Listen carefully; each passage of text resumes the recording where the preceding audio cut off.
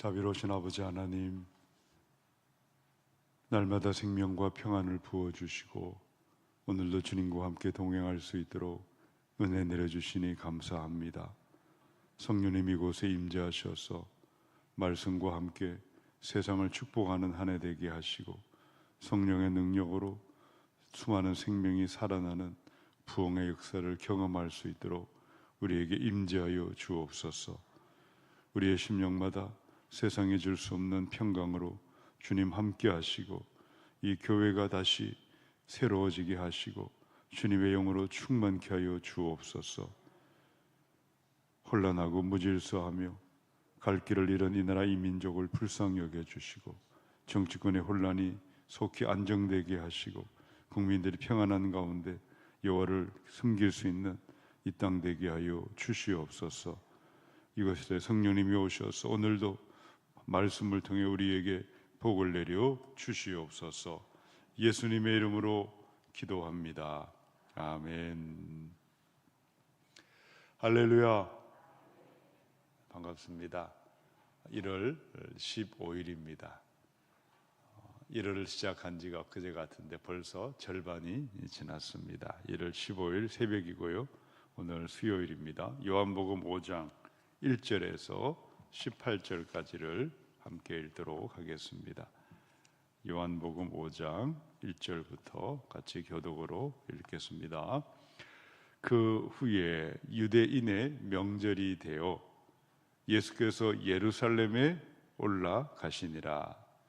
예루살렘에 있는 양문 곁에 히브리 말로 베데스다라 하는 못이 있는데 거기 행각 5이 있고 그 안에 많은 병자, 맹인, 다리 저는 사람, 혈기 마른 사람들이 누워 물의 움직임을 기다리니 천사가 가끔 못에 내려와 물을 움직이게 하는데 움직인 후에 먼저 들어가는 자는 어떤 병에 걸렸든지 낫게 됨이러라. 거기 38해 된 병자가 있더라. 예수께서 그 누운 것을 보시고 병이 벌써 오래된 줄 아시고 이르시되 네가 낫고자 하느냐. 병자가 대답하되 주여 물이 움직일 때에 나를 못에 넣어주는 사람이 없어 내가 가는 동안에 다른 사람이 먼저 내려가나이다. 예수께서 이르시되 일어나 네 자리를 들고 걸어가라 하시니 그 사람이 곧 나와서 자리를 들고 걸어가니라.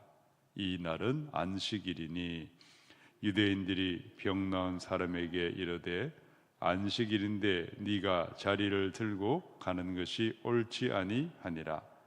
대답하되 나를 낫게 한 그가 자리를 들고 걸어가라 하더라 하니 그들이 묻되 너에게 자리를 들고 걸어가라 한 사람이 누구냐 하되 고침을 받은 사람은 그가 누구인지 알지 못하니 이는 거기 사람이 많음으로 예수께서 이미 피하셨음이라. 그 후에 예수께서 성전에서 그 사람을 만나 이르시되 보라 네가 나았으니 더 심한 것이 생기지 않게 다시는 죄를 범하지 말라 하시니 그 사람이 유대인들에게 가서 자기를 고친 이는 예수라 하니라. 그러므로 안식일에 이러한 일을 행하신다 하여 유대인들이 예수를 박해하게 된지라.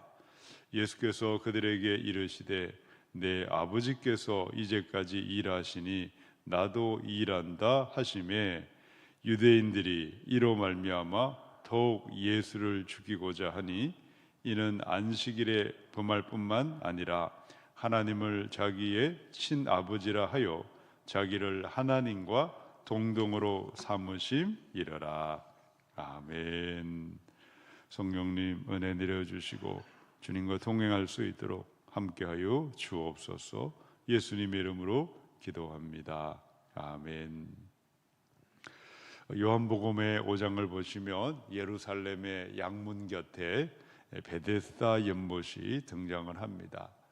베데스다 연못은 이름이 자비의 집이고 긍휼의 집이고 은혜의 집이다라는 뜻입니다. 38년 된 병자를 치유한 사건을 기록하고 있습니다. 오늘의 사건은 많은 메시지를 함축하고 있습니다. 먼저 양문 곁에 있었다. 양문은 어떤 문일까요? 예루살렘 성을 들락날락할 때에, 들어가고 나가고 할 때에 10개의 문이 있습니다. 양문, 어문, 옛문, 골짜기문, 분문, 샘문, 수문, 마문, 동문, 한밑간문, 이런 여러 문들이 있죠. 그 중에서 양문은 말 그대로 양들이 들어오고 나갈 때, 번제 바치는 짐승들을 우리가 들어오고 나가게 할 때에 쓰이던 문이 양문입니다. 요한복음 10장의 7절부터 보시면 예수께서 하신 말씀이죠. 내가 진실로 진실로 너희에게 이르노니 나는 양의 문이다 라고 하셨어요. 나보다 먼저 온 자는 절도요 강도니 양들이 듣지 아니하였느니라. 내가 문이다. 누구든지 나로 말미암아 문으로 들어가면 구원을 받고 들어가며 나오며 꼴을 얻으리라. 도둑이 오는 것은 도둑질하고 죽이고 멸망시키려는 것뿐이요 내가 온 것은 양으로 생명을 얻게 하고 더 풍성히 얻게 하려는 것이다 라고 말씀하실 때, 선한 목자 예수님, 우리의 목자가 되시고 우린 주님의 기르는 양인데, 양들이 들어오고 나가는 문, 영생의 문, 축복의 문, 형통의 문은 예수 그리스도시라고 말씀하고 있습니다. 근데 예수님이 오셨을 때에 많은 종교 지도자들이 있었죠. 바리새인들, 또 서기관들, 타락한 대제사장들, 그들은 자칭 지도자가 되어서 그들이 백성으로 인도하는 문이다, 그들이 축복의 문이고 그들이 백성들에게 복으로 인도하는 문이라고 자처하였지만, 그들은 사실은 고통의 문이고 멸망의 문이고 심판의 문으로 넘어뜨리고 있었습니다. 이 양문 곁에 있던 베데스다 연못, 그 연못 주변에 많은 병자들, 여기 보니까 오늘 맹인, 다리 저는 사람, 혈기 많은 사람, 또 이 사람처럼 많은 사람들이 그 연못 곁에 그렇게 줄지어 서 있었습니다. 자, 그들은 모습은 무엇을 상징하고 있습니까? 바로 백성들에게 희망을 주지 못한 타락하고 부패하고 외식한 형식적인 신앙인으로 가득한 유대 종교의 현실을 그대로 보여주고 있습니다. 베데스다 연못, 말 이름의 뜻은 사랑의 집이고 긍휼의 집이고 은혜의 집이라는 말은 번지르르하고 말은 그럴듯한데, 현실과 형편은 38년 된 병자를 비롯한 수많은 환자들이 온갖 질병으로 고통받고 있었어요. 병 낫기를 기다렸지만 병은 낫지 않았고, 친구도 없고 가족도 없고 어떤 소망도 없이 죽을 날만 기다렸던 병자들의 모습은 바로 부패하고 이제 끝이 나버린, 이제는 폐기되어야 될 유대 종교인들의 형식적인 신앙, 외식하는 믿음, 능력을 잃어버린, 소망이 되지 못하고 생명이 되지 못한 유대 종교의 현실을 그대로 보여주고 있는 것입니다. 당시 베데스다 연못에 왜 많은 병자들, 맹인들, 다리 저는 사람들, 혈기 많은 사람들, 왜 각종 병자들로 우글우글거리고 있었다고 오늘 본문은 기록하고 있습니까? 이 연못에는 갑자기 한 번씩 물이 솟구치는 일이 생겼다고 합니다. 그 이유가 천사가 내려왔다고 믿고 있었어요. 그때에 가장 먼저 연못에 뛰어드는 사람들은 병이, 어떤 병이든 다 나았다는 소문이 가득했기 때문이었습니다. 실제 그런 일이 있었는지 기록은 나타나 있지 않지만, 질병으로 투병하는 사람은 지푸라기라도 잡고 싶은 심정을 가지고 하나씩 둘씩 그 소문을 듣고 이 떼지어 연못가에 몰려들어 있었습니다. 그들 모두는 물이 움직이고 동하기만을 기다리고 있었을 것입니다. 자, 그들 많은 사람들 가운데 어떤 사람들이 있었을까요? 5절을 보시기 바랍니다. 5절을 보니까 거기에 베데스다 연못에 30해 38년 된 병자가 있었다라고 기록하고 있습니다. 이 사람의 형편을 한번 생각해 보시기 바랍니다. 1년, 2년, 한 5년도 아니었어요. 무려 38년이라는 더운 여름과 추운 겨울을 보내고 또 보내고 있었을 것입니다. 내 옆에 어떤 병자들 한 사람 또 한 사람씩 병이 낫고 연못을 떠나가는 사람도 있었을 것이고, 병을 이기지 못해서 죽음을 맞이하는 사람들로 부지기수로 보지 않았겠습니까? 38년 된 병자의 그 모습은 무엇을 보여주고 있습니까? 바로 말씀드린 것처럼 행위와 공로와 노력과 선행과 자신의 의를 가지고는 구원받지 못하는 유대 율법주의의 소망이 없는 모습을 이 38년 된 병자가 그대로 보여주고 있다 하겠습니다. 자, 6절을 이제 다 같이 한번 읽어보겠습니다. 예수께서 그 누운 것을 보시고 병이 벌써 오래된 줄 아시고 이르시되 네가 낫고자 하느냐. 아멘. 예수님은 어떤 분이십니까? 38년 된 병자의 모든 형편을 다 알고 계셨습니다. 이 병자를 치유하시고 회복하시기 위해 일부러 베데스다 연못을 찾아가셨어요. 성교순례를 가보시면 베데스다 연못을 꼭 들리게 되어 있어요. 고고학 발굴을 하는데 그 규모가 굉장히 넓습니다. 그 주변에 얼마나 많은 사람들이 있었을까. 주님은 그 많은 병자들 가운데 한 사람을 주목하셨어요. 수많은 군중들 가운데에 소망 없이 누워있던 그들 가운데도 외면당했고 그들 가운데도 주목받지 못했고 잊혀진 존재였던 그 한 사람, 38년 동안 고통당하던 그 사람들, 그곳에 모여있는 같은 환자들로부터도 따돌림을 당했던 38년의 그 병자를 주목하시고 그 사람에게 정확하게 그 사람에게 찾아가셨습니다. 자, 예수님은 어떤 분이십니까? 가장 소외된 사람, 가장 버림받은 사람, 38년 동안 육체의 병으로 고통당하고 죽기만을 기다렸던 소망 없는 38년 된 병자를 찾아가셨습니다. 그리고 그에게 무엇이라고 말씀하셨죠? 네가 낫고자 하느냐라고 물으셨어요. 네가 낫고자 하느냐? 여러분, 다른 관점으로 생각해 보면 잘 이해가 되지 않을 수도 있습니다. 여러분, 세상은 어떻게 생각하죠?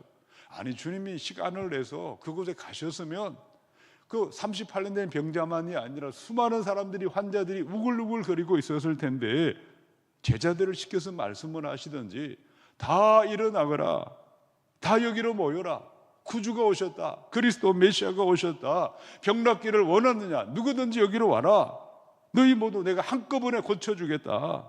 예, 그 말씀을 하시면 얼마나 좋을까요? 수많은 환자들이 다 고침받아서 다 그들이 회복이 되고 가족들이 기뻐하고 유명세를 얻고 더 많은 지지와 응원을 받고 더 힘있게 메시아로 일할 수 있지 않으셨을까요? 근데 예수님이 일하시던 방식은 그렇게 일하신 적이 한 번도 없으셨어요.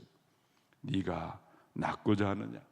이 구원의 은혜, 영생의 은혜는 말 그대로 거저주는 것이 은혜의 선물이지만 선물이라고 해서 아무나 받아라고 막 던지면서 그렇게 함부로 마구마구 집어던지는 것이 아니라는 거죠. 각자 각 사람이 그 소중한 은혜를 귀하게 여길 줄 알고 각자가 개인적으로 자기 믿음의 고백을 통해서 주님을 받아들이고 주님을 인격적으로 만날 때에 구원의 은혜, 풍성한 은혜는 임하게 되어 있다는 사실입니다. 우리 예수님은 어떤 분이십니까? 사랑과 자비와 긍휼이 무한한 하나님이십니다. 모든 죄인들이 구원받고 모든 병자가 고침받고 회복되기를 원하고 원하십니다. 그렇다고 아무에게나 함부로 귀한 은혜의 선물은 허락되지 않습니다. 은혜를 귀하게 여기는 사람, 그 말씀 받기를 사모하고 병낫기를 간절히 원하고 치유와 회복의 주가 되시는 주님을 바라보고 주님을 만나는 사람들에게 풍성한 은혜는 지금도 임하게 되는 줄로 믿으시기 바랍니다. 오늘 우리 마음에 주님은 사랑의 하나님, 자비와 긍휼이 풍성한 하나님, 우리가 회복되기를 원하시는 하나님이심을 믿고 우리 주님 앞에 나아가셔서 주님을 개인적으로 만날 때에, 믿음으로 주 앞에 나아갈 때에 필름 믿음 없는 사람이라 할지라도 믿음을 부어 넣어 주셔서 하나님의 은혜로 말미암아 회복은 지금도 나타나게 될 줄로 믿습니다. 자, 7절을 한번 읽어보겠습니다. 예수님을 만난 이 38년 된 병자의 대답이었어요. 같이 읽습니다. 병자가 대답하되 주여, 물이 움직일 때에 나를 못에 넣어주는 사람이 없어 내가 가는 동안에 다른 사람이 먼저 내려가나이다. 38년 된 병자의 마음에는 아직도 이분이 누구신지 알지도 못했고 치유가 이만한 회복될 만한 그런 충분한 믿음도 없었어요. 내 앞에 만왕의 왕 예수님이 하나님이 오셨음에도 깨닫지 못하고 그저 신세 타령을 하고 있었습니다. 자, 그럼에도 38년 된 병자는 놀랍게도 예수님을 향해서 무엇이라고 불렀을까요? 주여라고 불렀어요. 어떻게 그 입술에 주님인 줄 알았을까?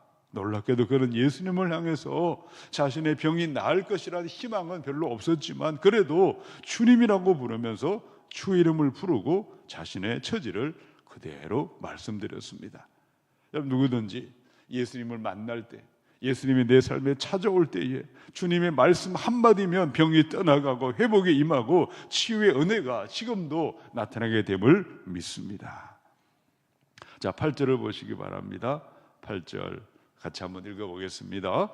예수께서 이르시되 일어나 내 자리를 들고 걸어가라 하시니, 예수님은 38년 된 병자를 향해서 말씀만을 하셨어요. 일어나라, 너의 자리를 들고 걸어가라 라고 명령만을 하셨습니다. 몸을 잡아 부축해 주시든지 어떤 치료를 위한 특별한 어떤 행위를 하든지 기름을 뿌리든지 이런 행동을 하신 것이 아니셨고 단지 입을 여셔서 말씀만을 선포하셨어요. 38년 된 병자가 어떻게 치유가 임하고 회복의 은혜가 임했을까요? 하나님의 말씀이 떨어지고 말씀의 명령이 선포되고 말씀이 선포되는 순간 그대로 주님의 말씀 한마디로 그는 일어나고 움직이며 그 길을 걸어가는 치유가 그 자리에서 말씀으로 임하고 있다는 것입니다. 만약 38년 된 병자가 일어나 네 자리를 들고 걸어가라 그 말씀을 들었어요. 그런데 그 사람이 아니 38년 동안 병이 차도도 없는데 당신이 말한다고 되겠습니까? 무슨 약이라도 가져오시든지 그렇게 하면서 그가 시큰둥하게 반응하거나 믿으려고 하지 않았다면, 그는 일어날 마음이 없었다면, 순종하려고 하는 행동이 없었다면 그의 병은 고침받지 못했을 수도 있지 않았겠습니까? 그러나 불가능해 보였어요. 도저히 안 될 것처럼 보였고 누구도 안 된다고 생각했지만 예수님의 말씀이 선포되고 그 말씀을 그대로 받아들이고 일어나 보리라, 그래 한번 내가 걸어가 보리라, 그 마음을 먹는 순간에 바로 그 즉시 질병이 떠나가고 일어나 회복되는 은혜, 치유의 은혜가 임하게 된 줄로 믿습니다. 우리 주변에도 고통하는 많은 환우들이 있습니다. 오랫동안 기도하고 있습니다. 세상의 눈으로는 잘 이해가 되지 않습니다. 어떤 경우는 불가능해 보이는 것처럼 보일 때도 있습니다. 하나님이 없는 것처럼 보일 때도 있습니다. 그러나 다 주님의 뜻이 계신 줄로 압니다. 하나님께서 이 질병을 통해서 하시려는 한 일들이 있고 우리는 언제나 변함없이 이 병에서 회복이 되고 다시 일어나는 것이 주님의 뜻이고 주님이 기뻐하시오니 하나님 속히 일으켜 주시고 회복시켜 주옵소서. 우리가 끝까지 포기하지 않고 믿음으로 나아가십시다. 그래서 하나님 이 건강한 몸을 가지고 더 주님을 섬기게 해주시고 그리 아니하실지라도 우리 주님을 사랑하고 변함없이 주님과 함께 믿음의 길을 걸어갈 수 있는 귀한 성도님들이 되시기를 축원합니다. 자, 10절을 한번 보겠습니다. 문제는 그 다음부터 일어났어요. 여기까지 하고 딱 끝났으면 얼마나 좋을까요? 그런데 인간 세상은 그렇지 않습니다.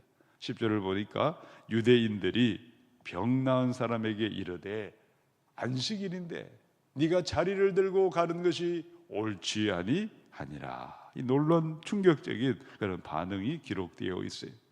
예수님은 베데스다 연못에 고통받는 38년 된 병자, 아무도 주목하지 않는 버림받은 그 한 사람을 찾아가셔서 일어나 자리를 들고 걸어가라 일으켜 주시고 생명으로 축복으로 인도해 주셨지만 고통받는 사람이 회복이 된 그 모습을 보고 많은 유대인들, 특히 종교 지도자들은 관심은 무엇이었습니까? 아니 어떤 분이 이런 능력을 행하셨느냐? 그분이 누구시냐? 그것을 묻고 그분을 귀하게 여기려고 하는 것이 아니라 왜 도대체 안식일에 이런 일을 하느냐? 왜 하지 말아야 될 일을 하고 있느냐? 다른 날 하면 안 되느냐? 안식일 조항, 율법의 법조문을 어기다고 따지고 오히려 이 빌미를 삼아서 주님을 공격하고 대적하고 있었다는 사실입니다. 참으로 안타까운 종교인들의 모습을 보여주고 있습니다. 스스로 하나님의 자리에 앉아서, 재판장의 자리에 앉아서 판단하고 정죄하고, 그들은 바로 마치 38년 된 병자보다 더 악질적인 그런 마음의 질병으로 살아가고 있었던 인생들이었다고 할 수가 있겠습니다. 자, 쭉 내려가셔서 주님께서 하신 말씀 쭉 나옵니다. 17절을 보시기 바랍니다. 예수님께서 그들에게 말씀하시죠. 내 아버지께서 일하시니 나도 일한다. 하나님은 사람을 살리시고 사람을 영원한 생명으로 인도하시기 위해서 일하시고, 예수님이 오신 것도 생명을 얻게 하고 고통받는 자를 마귀와 죽음과 질병의 저주에 굴레에서 족쇄를 끊어버리시고 참된 자유와 평안을 주시기 위해서 예수님이 오셨고 지금도 성령을 통해서 일하고 계십니다. 그러면서 아버지와 자기를 하나로 말하고 해서 그들이 더욱더 예수를 죽이려고 하였다라고 말씀하고 있습니다. 오늘 말씀의 제목은 안식일에도 이어지는 사랑의 치유 사역이라고 기록되어 있습니다.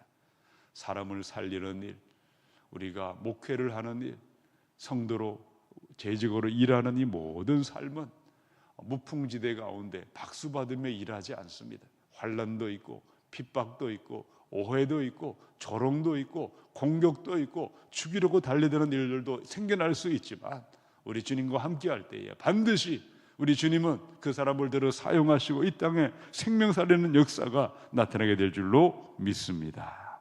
소망 없는 세상에 예수님이 소망으로 오셨어요. 정말 예수를 믿는 믿음의 길을 함께 걸어가셔서 저와 여러분을 통해 오늘도 고통하는 수많은 사람들에게 우리 구주가 되신 예수만을 전하고 생명을 살아나게 하는 이 귀한 일에 쓰임받을 수 있기를 우리 주님의 이름으로 축원합니다. 이 시간 같이 기도하겠습니다. 우리 말씀을 생각하십시다. 양의 문으로 오신 예수님, 양문 곁에 있던 베데스다 연못에 이름은 자비의 집, 긍휼의 집, 은혜의 집, 멋진 이름은 가지고 있었지만 사실 그곳에는 수많은 병자들이 고통 가운데 우글우글거리고 있는 그 모습은 소망 없는, 이제는 폐기되어야 되는 유대 율법주의와 유대 종교 성전 중심의 유대교의 모습, 타락한 부패한 종교인들의 모습을 보여주고 있습니다. 이 땅의 교회가 하나님의 교회요, 주님의 교회요, 하나님의 공동체라는 이름은 번들으라 하지만 우리의 모습이 마치 하나님 아버지 소망 없는 모습이 되어 있다면 우리도 다시 갱신되고 새로워지게 하여 주옵소서. 성령이 오셔서 교회가 진정으로 은혜의 집, 축복의 집, 사랑의 집, 긍휼의 집, 베데스다와 같은 생명 살리는 집으로 어떤 환자가 와도 회복되는 치유가 임하는 자연교회 되게 해달라고 우리 교회를 위해서 기도하시고, 성령님 우리 한 분 한 분에게 은혜 내려주셔서 우리를 통해 수많은 생명이 살아나게 해달라고 기도하십시다. 환우들을 치료해 주시고 38년 된 병자가 고침받은 것처럼 고통하는 우리 환우들 주님 오늘도 불쌍히 여겨주시고 자비와 긍휼을 베풀어 달라고 기도하십시다. 특별히 기도할 때 이 땅을 위해서 기도하십시다. 대한민국의 혼란과 하나님 계속되는 하나님 무질서와 하나님 이 땅의 정치적인 양극단의 다툼과 분쟁으로 많은 국민들이 고통하고 탄식하고 생업과 많은 일들 가운데 고통하고 있습니다. 이 땅에 무너져가는 이 땅을 불쌍히 여겨달라고, 대한민국에 속기 회복되게 해달라고 같이 기도하시고, 북한 땅에 고통하는 많은 주민들 불쌍히 여겨주시고, 선교지 있는 선교사님들과 전쟁으로 실망하는 고통에 있는 많은 사람들을 위해서 이 시간 주여 부르시고 통성으로 기도하겠습니다. 주여, 자비로우신 아버지 하나님, 38년 된 병자에게 우리 주님은 찾아가셨습니다. 가족들에게도 친구들로부터도 누구도 그를 도와줄 사람이 없는 그 외롭고 고통하는 한 사람을 주님은 알고 계시고 그 사람을 찾아가셨고 그 사람을 일으켜 세워 주셨습니다. 하나님, 네가 낫고자 하느냐 우리 주님은 물으셨습니다. 주님의 치유의 은혜, 회복의 은혜는 치유를 원하고 회복을 원하고 주님 앞에 은혜 받기를 원하는 자에게 은혜는 임하게 되어 있습니다. 싸구려 은혜를 하나님 아버지 함부로 아무에게나 던져주는 것이 아니라 개들에게 귀한 진주를 던져주는 것이 아니라 가장 귀한 예수님의 은혜 귀하게 여기고 그 은혜에 감사하고 그 은혜 앞에 나아가는 자마다 하나님의 풍성한 은혜, 치유의 은혜, 회복의 은혜가 지금도 임하는 줄로 믿사오니 주여 우리에게 주님의 은혜를 갈망하고 날마다 주님의 은혜 의지하여 하루하루 걸어갈 수 있도록 도와주시고, 아버지 하나님, 자연교회가 베데스다처럼 하나님 사랑과 자비와 긍휼의 진정한 이름 그대로 집이 되어서 고통하는 많은 사람들이 와서 위로받고 수고하고 무거운 짐진 자들이 다 와서 예수님이 주시는 안식과 평안을 누리는 진정한 교회 공동체로 회복되게 하여 주옵소서. 하나님보다 높아진 모든 사상들, 인본주의 사상들이 사라지게 하시고 주님이 주인 되는 교회, 성령이 다스리시는 교회요, 성령의 충만으로 복음을 전하고 생명 살리는 역사가 우리 안에 다시 회복되게 하여 주시옵소서. 우리 환우들을 불쌍히 여겨주시고 피 묻은 손으로 안수하여 주시고 치료하는 광선을 바라셔서 고통 가운데 일어나 회복되게 하여 주옵소서. 하나님 아버지, 우리 자녀들을 축복하시고 하나님 대학의 문을, 취업의 문을, 결혼의 문을, 진로의 문을 열어주시고 하나님께서 이들에게 형통의 하나님 삶으로 인도하시고 여호와를 경외하는 가정들 되게 하여 주옵소서. 교회학교에 부흥을 주시고 다음 세대, 청년 세대에 부흥을 주시고 서로를 섬기는 순장님들과 목장들마다 하나님 아버지 서로 연합하고 하나 되어 성령 충만케 하여 주시고, 특별히 대한민국의 정치와 경제와 사회와 문화와 국방과 교육과 이 땅의 모든 영역마다 우리 주님이 주인되는 나라 되게 도와주시고 하나님보다 높아진 모든 사상들이 사라지게 하시고 사법부의 바른 정의가 회복되게 하여 주시고 재판하는 사람들이 하나님 아버지 하나님 참으로 바르고 양심을 따라 법을 따라 바르게 재판이 이루어지고 하나님 모든 국민들이 평안한 가운데 하나님 일상으로 돌아갈 수 있도록 정치권의 혼란과 모든 다툼이 사라지게 하시고 하나님 이 땅에 참된 평안으로 왕으로 임하여 주시옵소서. 북녘 땅에 찾아가 주셔서 저들의 눈물을 닦아주시고 북녘 땅에 하나님의 참된 자유와 평화가 임하게 도와주시고 몽골과 캄보디아와 태국과 네팔과 스리랑카와 중국과 일본과 인도와 아프리카와 온 세계 열방에 있는 선교지마다 우리 선교사님들에게 성령이 함께하여 주시고 하나님도 전쟁으로 고통하는 우크라이나 백성들 불쌍히 여겨주시고 이스라엘과 하나님 중동 땅에 참는 평화가 임하게 하여 주시옵소서. 사랑하는 아버지 하나님, 38년 된 병자를 불쌍히 여기시고 치유하시고 일으켜 주신 주님, 여전히 오랫동안 투병하고 있는 우리 가족들, 믿지 않는 우리 친구들, 주님 그들을 불쌍히 여겨주셔서 그들이 속히 치유와 회복의 은혜 임하게 하여 주시옵소서. 자연교회로 말미암아 이 땅이 회복되게 하시고 세상의 소망 되신 예수님만이 높임받는 교회로 다시 새로나게 하여 주시옵소서. 우리 주 예수 그리스도의 은혜와 하나님 아버지의 한량없는 사랑하심과 보혜사 성령님의 교통하심이 38년 된 병자를 고치신 주님, 우리의 병도 고쳐주시고 우리 환우들을 고쳐주시고 새롭게 하여 주옵소서. 믿음으로 나아가는 사랑하는 주의 자녀들 머리마다 교회와 선교사들 위에 이제로 영원히 함께하여 주시기를 간절히 축원하옵나이다. 아멘.